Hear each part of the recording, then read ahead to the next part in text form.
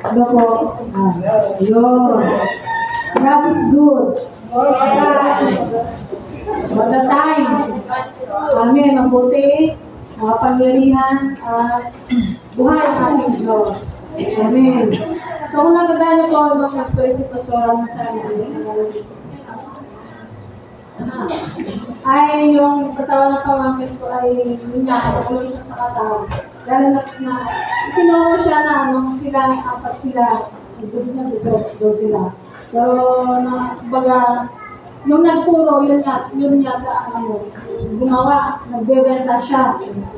So, yun nga, pinag-pray natin, Pastora, tapos tuloy-tuloy ng prayer. Tapos, ngayon mabilis ang pagsagot ng Panginoon kasi baga naayos, yung talagang may sala, yun. Talagang nahuli at itinurok tayo siya. At yun nga, sa madaling sabi, na nalinis yung pangalan nila, kapag nalinis yung pangalan nila, nakawin na sila noong Wednesday dito sa Pilipinas. Kaya, ang Diyos po ay kumikilos kahit hindi natin masasabi. Kala natin yung ating tubo. Kala natin tahimik siya o malayo siya. Pero sa mga prayers po natin, patuloy lang po tayo manalangin at magtiwala. Kasi kapag pinagkatiwala natin ang ating mga problema, mga prayers, ay pinagkatiwala din natin, huwag na natin kunin pa sa Panginoon kasi sinuho ko na yan eh. So talagang God moved unexpectedly. Kung hindi mo in-expect, doon siya kikilos at the right time, at the right place, at the right, yung tamang panahon ng kilos niya. At nagpapasalamat din ako sa Panginoon dahil yung kapo, yung sinatan niya ay yung sabi niya na ginagamit siya ng Panginoon, sa bidwig, ginagamit siya, bilinig siya, pero ngayon, nasa bakot na lang siya. Dahil nga, yun, kumikilos ang Panginoon, kumikilos din ang kaaway. Amen. So, kung paano kumikilos ang Panginoon, kumikilos din ang kaaway, kaya, may,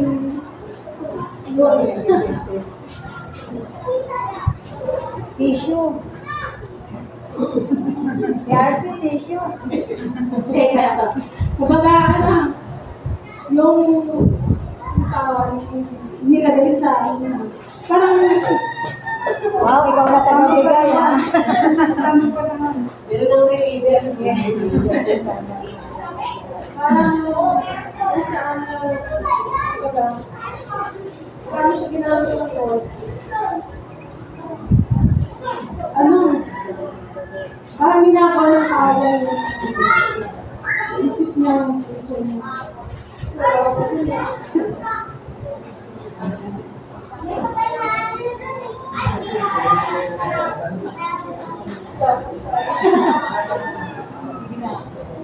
Ganas mo na. The Lord is my tower. Magpapasalamat sa salita ng Lord. So yun nga, talagang kumbaga, nung last time ko yung nangyari, pwede rin siya. 2024.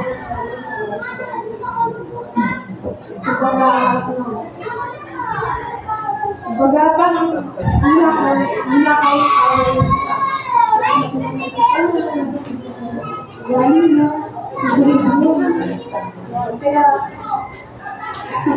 kaya nagtaka kayo ang bakit siya. Mabuti na wala yung bago-bago na. So, yun. Sabi na sa mga ko, na wala kasi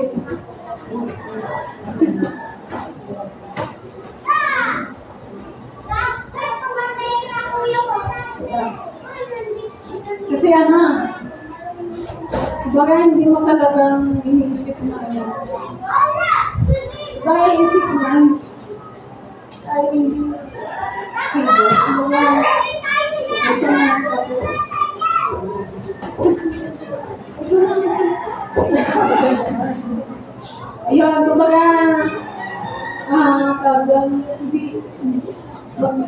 lang ako pupasok siya sa school kasi hindi pa talaga siya na-check out. Tsaka isipin mo na kung ano na sa kanya. So, yun na. Pero gusto niya pa rin talaga pumasok. At talagang galing sa loob niya, iningatan siya. Kahit sa school, bante-bante siya ng klase niya, ng teacher niya. Abot siya pa rin na. Tapos, at yun nga talagang masipag siya sa chart. Masipag din niya sa school. Talagang nakita na pa yung party niya. Talagang, may kabalpakan din naman siya, pero yun na. Talagang, ang Panginoon ay kulitin niya sa puso ng bawat isa. Yung nandun yung pag-ingat ng Lord sa pag-isa. Kapag uwi na, pero kasama niya mga girls. Talagang binigyan siya ng God ng mabuting mga kaklase, kaibigan, na teacher, talaga. May camera pa na monitor sa kanila. So, yun nga, talagang kumbaga, in short, nakagaling siya. We don't know pa. Minsan, diba? Pero yung unang niya, talaga naging line sa sarili ko siya kasi lamang talaga yung isip niya na hindi siya makapag-isip ng ayos. Pero niya, hanggang sa ngayon, may konting pagbabago, unti-unti siyang pinapagaling ng Panginoon. Na sa ngayon ay gusto niya pa rin mag-aral kahit na niya, may problema pa rin. Pero sabi ko na, kikilos ang Panginoon kung gagamitin siya, hindi hadlan yung condition niya para magamit siya ng Panginoon. Para mag-got yung problema, pero yun na, God work na, gagalaw pa yun kapag ginamit siya. Kapag ginamit tayo, talagang hindi hadlan yung mga problema natin, yung condition natin, yung mga kadahilalan natin. Hindi siya hadlan kasi doon ikilos ang Panginoon sa mga kahinaan natin, na talaga akala natin hindi natin kaya. Pero kapag mabuti, yung puso natin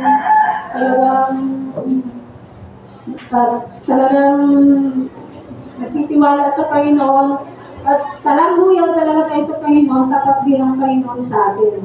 Amen po? So, yun nga, talagang tawag tayo bibitaw.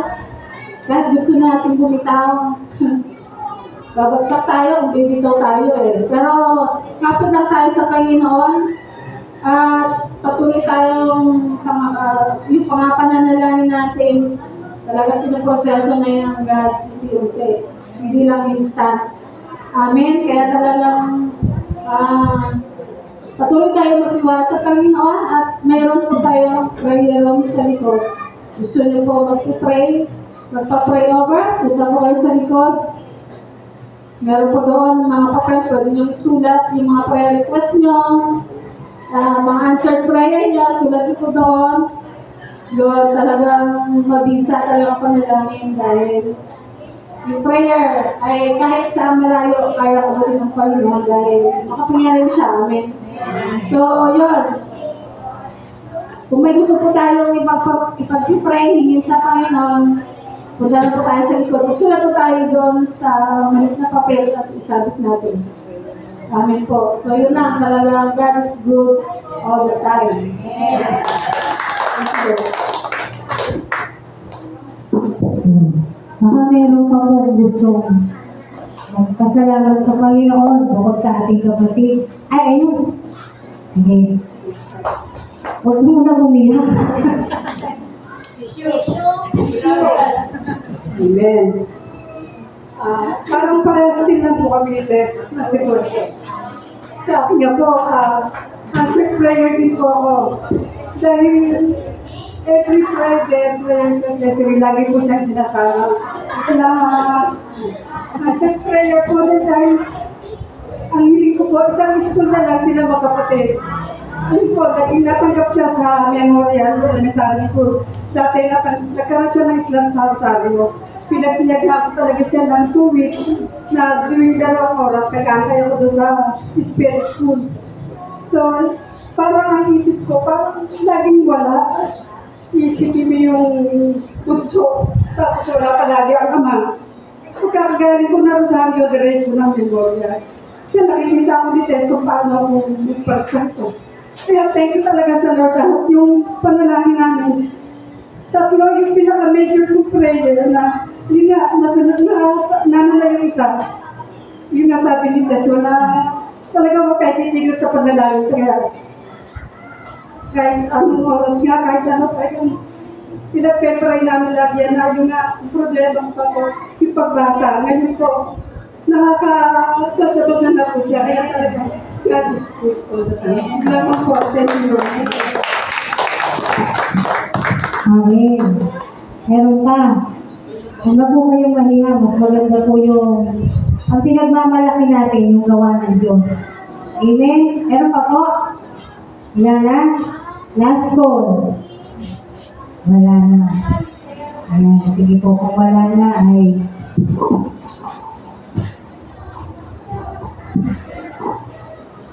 salamat po sa Diyos dahil talaga po ang Panginoon ay kumikilos. Amen.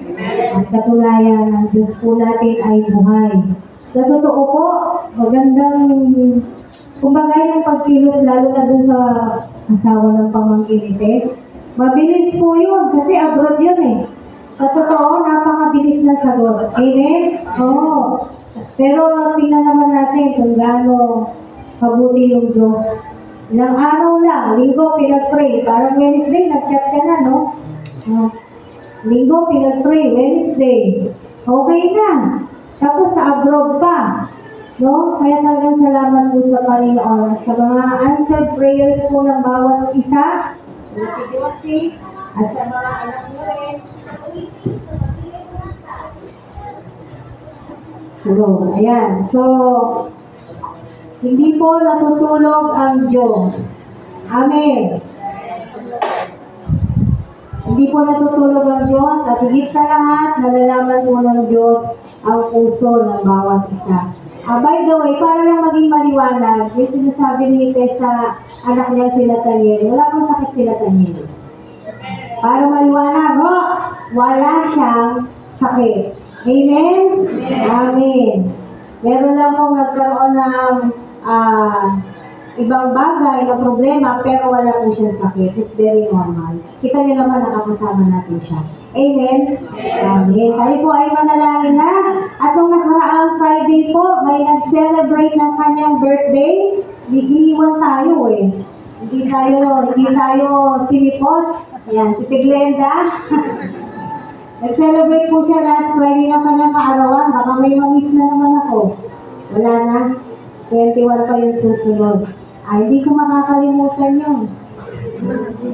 Ayan, sige po, manalangin na po tayo at para doon sa mga merong hindi magandang nararamdaman sa araw na to, may mga kapatiran po tayo na hindi maganda yung kanilang pakiramdam, ay isama na po natin sa panalangin. Sige po, tayo po'y manalangin. Lord, maraming salamat po sa umaga na to. Thank you, God, for all the answered prayers of our sisters, Lord God, of our brethren, Panginoon.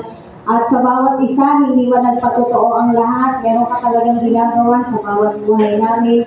Salamat sa patuloy, Panginoon, na pag-abot mo sa amin, Panginoon. Katunayan, ikaw ay buhay na Diyos. At ikaw, Panginoon, ay mabuting Diyos. God, sa umaga na to, patuloy na nilulunod namin sa iyo ang aming mga sarili. Nawa, simula pa kanina, naging katanggap-tanggap na kami sa iyong banal na harapan. Dahil wala naman kami matatago sa iyo, God.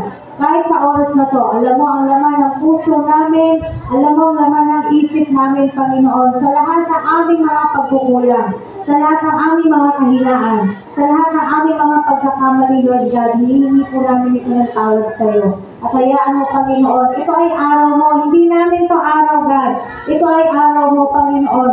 Kaya ang dalangin namin, Panginoon, nabibigay namin sa iyo ng buong buo, katulad ng sinasabi sa Roma 12, Panginoon, na naiaalay namin sa iyo ng buong buo ang aming mga sarili, buhay, kalugod-lugod, Panginoon, sa iyong banal na harapan, O Diyos. Kaya God, dalangin namin ang patuloy na pagsama mo at sa nagdiwang ng kanyang kaarawan o nakaraang Biyernes sa Tiglenda. Salamat sa panibagong taon ay dinagdag mo sa kanya.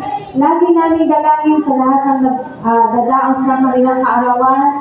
magandang kalusugan, mahabang buhay, Lord God, kaalwanan, hindi lamang sa mundo na po, Panginoon, lalo higit doon sa piling mo, O Diyos. Salamat po, Panginoon, patuloy na pamulang mo sa Kanya at gamitin mo siya, ilaw at asin sa Kanyang sambahayan, sa Kanyang pamilya, sa Kanyang mga anak, sa Kanyang mga apo, Panginoon. Salamat po ng marami sa iyo, Panginoon. At tunay nga, Lord God, dinadakila ka namin, nilulwalhati ka namin. Wala kaming ibang itinataas sa lugar na to, kundi ikaw lamang, Panginoong Jesus. Salamat po ng marami. In Jesus' name, Amen. Amen. Batiin natin yung mga katabi natin. Good morning. Ayan. O yung walang katabi, alam niyo na yung gagawin niyo pag wala kayong katabi. Babatiin natin yung ating upuan. Amen. Darating ang araw, ang mga tao magkukumahog magsimba. Wala nang pagsamba. Darating po yung araw na yan. Dahil nakasulat po yan sa Biblia. Kaya hanggat meron pang araw ng pagsamba, sumamba tayo ng sumamba sa Diyos. Ang tao magkukumahog, darating ang araw, ipapasara ang lahat ng iglesia. Kung kailan sarado na, doon gustong magsimba, doon gustong sumamba. Huwag ganun. Habang bukas, doon ka pupunta. Sabihin sa katabi mo, habang bukas ang simbahan, sumamba ka. Sige, sabihin niyo po, habang bukas, kasi baka nasa isip nila, ay palaging bukas ito. Darating ang araw, magkakaroon po ng pagsasara at pagtatapos ang lahat ng bagay. Pag nangyari yun, wala na tayong magagawa. Amen. Kaya habang bukas pa, habang may pagkakataon pa na tayo po ay sumamba sa ating Diyos, sumamba na po tayo. Kailan ka magsisimba o kailan ka sasamba? Kailan natin isusuko ang buhay natin sa Panginoon? Kailan natin ibibigay ang lahat-lahat sa Diyos? Kapag huli na, sabi nga, nasa huli ang pagsisisi. Kaya magsisi na tayo sa una. Hindi, wala naman pong pagsisisi na nasa unahan. Ang pagsisisi po ay laging nasa hulihan. Habang malakas pa, habang may buhay pa, amen. Habang nagagamit ang paa at kamay, tayo po ay patuloy na sumamba sa ating Panginoon. At magpapatuloy po ang ating pag-aaral, katulad ng sinabi ko sa inyo nung nakaraan, meron tayong series of teaching about the 5 solas. At nung nakaraan po ay inumpisahan natin yung sola scriptura, pagpapatuloy po natin yan, the authority of the scripture. Sola scriptura means scripture alone. Sa Tagalog, Biblia lamang. May mga Biblia? Amen. Ayan, maganda po yan. So ngayon po, ang pag-aaralan naman natin, tapos na tayo sa the authority of the scripture. Punta naman po tayo sa the sufficiency of scripture. Ayan. Ang pag-aaralan po natin ngayon, the sufficiency of scripture. Buksan po natin ang Bible sa Deuteronomy. Dalawa po uli yung main verse natin. Pero Deuteronomy lamang sa Lumang Tipan. Deuteronomy, una muna, chapter 4, verse 2. Tapos susunod na basahin natin 12:32. Parehong Deuteronomy po yan, unahin natin yung chapter 4, verse 2. Deuteronomy 4:2. Nakita na?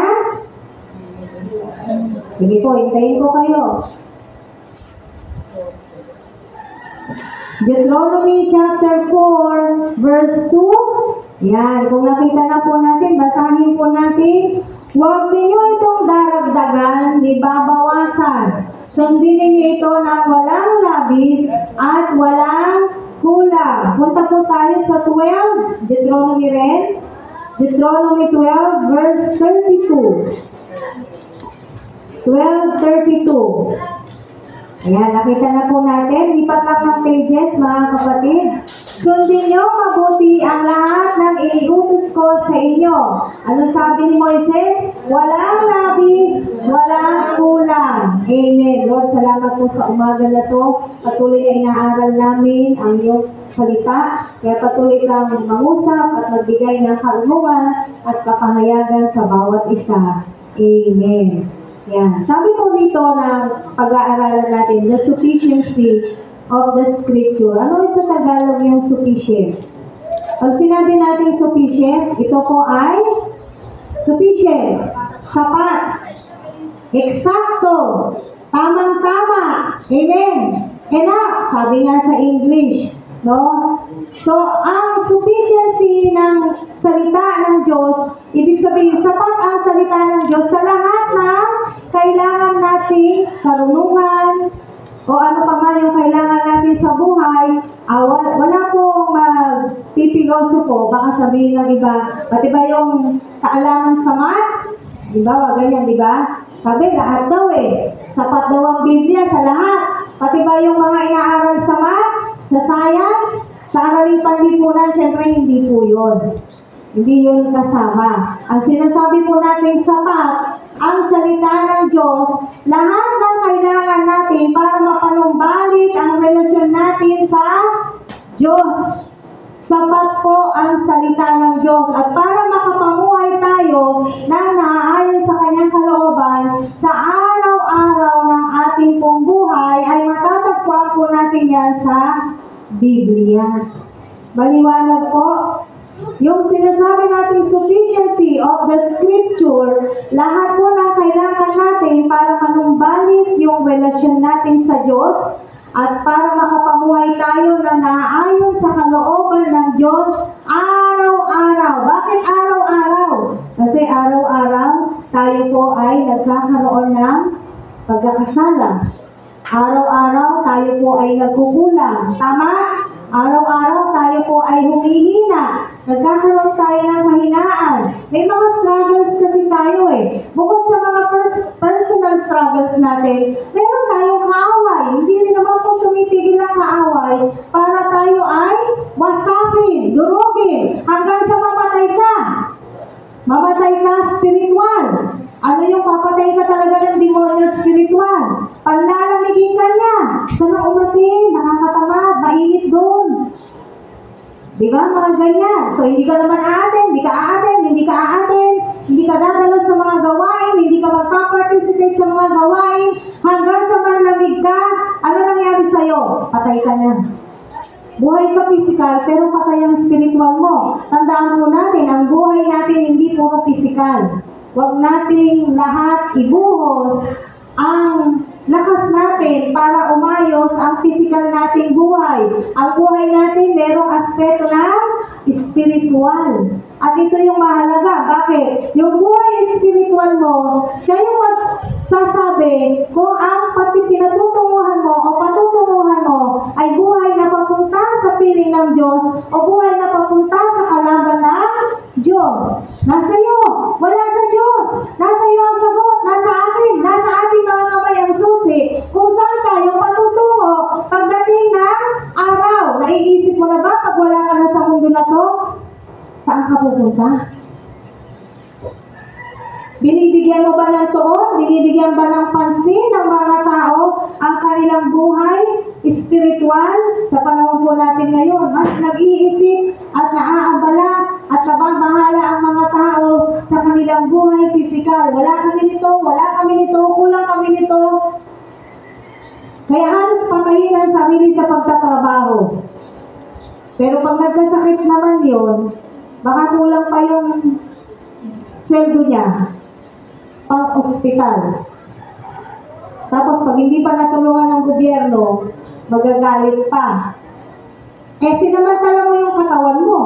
Pinagal mo lang pinagal yung katawan mo. Hindi mo naisip yung buhay spiritual. Uulitin natin, pag tayo ay nasa Diyos, sumasamba sa Diyos, hindi ba natin namamalayan? Pinagpapahinga tayo ng Diyos. God is giving us rest. Sa loob ng isang linggo na puro ka problema, sa loob ng isang linggo na puro ka pagod, sa loob ng isang linggo na ang dami-dami mong dinadala, yung linggo, pinagpapahinga ng Diyos ang tao. Sabbath day. Rest day. Pero hindi nangangahulog ang rest day, nasa bahay ka. Sa Kanya mo ilaan yung araw ng pahinga na yun. Para ano? Para yung salita ng Diyos, maririnig mo, yung isip mo, nababago. Naano niyo po ito? Yung isip mo, nababago. Yung puso mo, nahuhugasan. Bakit? Yung puso na to, napakarumi. Sabi sa Bible, ano sabi ng Biblia sa puso natin? Ha? Deceitful, matandaya. Punong-puno itong puso natin. Pero once na tayo po ay nasa piling ng Diyos, sumasamba sa Diyos, nahuhugasan po yung puso natin. Bakit? Nare-realize mo, nga no? Hindi maganda yung ginawa kong isang araw, hindi maganda yung ginawa kong isang linggo. Mga ganyan, nahuhugasan. Kaya natututo tayong lumapit sa ating Panginoon at saan natin makikita yung mga bagay na yan. Sino magtuturo po sa atin? Yung kapitbahay mo? Hindi.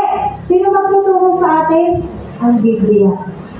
That's why the Bible says, this is sufficient for us, sufficient for our lives. No, kung ano kailangan ng buhay po natin nandito. So, saan po na-apply yung sufficiency ng Scripture? Una, bibilisan natin, evangelism.